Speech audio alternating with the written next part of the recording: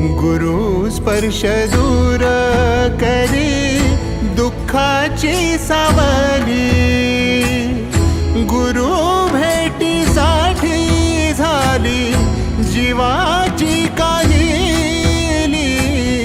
भक्त तुझा गुरुदेवा